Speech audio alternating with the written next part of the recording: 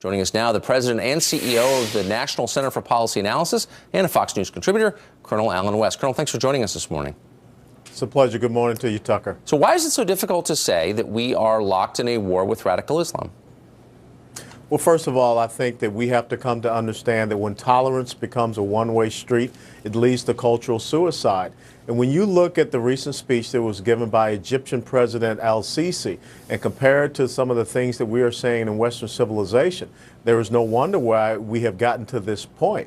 When we have acts of jihadism, such as in Fort Hood, Texas, where we refer to it as workplace violence, when we have documents that are scrubbed of any reference of Islamic terrorism, extremism, jihadism, we are really dismissing the enemy for who they are. We are in a war against Islamofascism. You can call it Islamic totalitarianism, but you first have to combat the ideology of the enemy, which is what General al-Sisi said in his speech in Egypt. We refuse to do that, so therefore we do not acknowledge the true intent and intentions and objectives of this enemy. So France has the largest Muslim population in Europe. That's got to be one of the reasons this happened. Common sense suggests so. Isn't maybe one of the lessons for us that your immigration policy matters?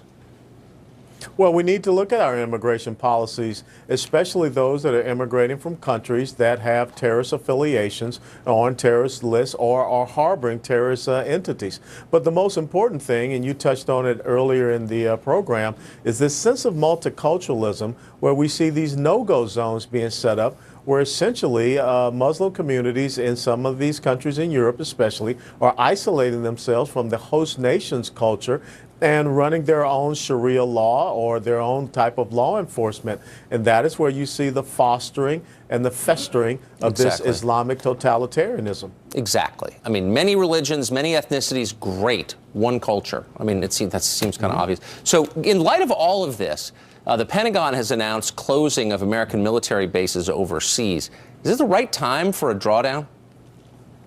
No, it's not the right time to eviscerate our military capability and capacity.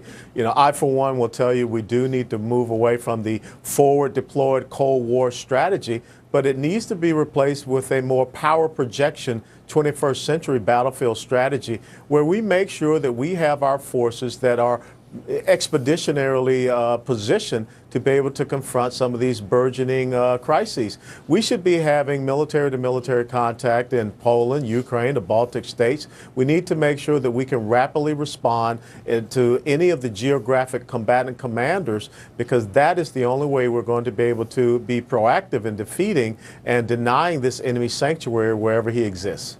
Boy, that seems like a common sense observation. We appreciate your making it. Thanks a lot, Colonel West. Thank you, Tucker.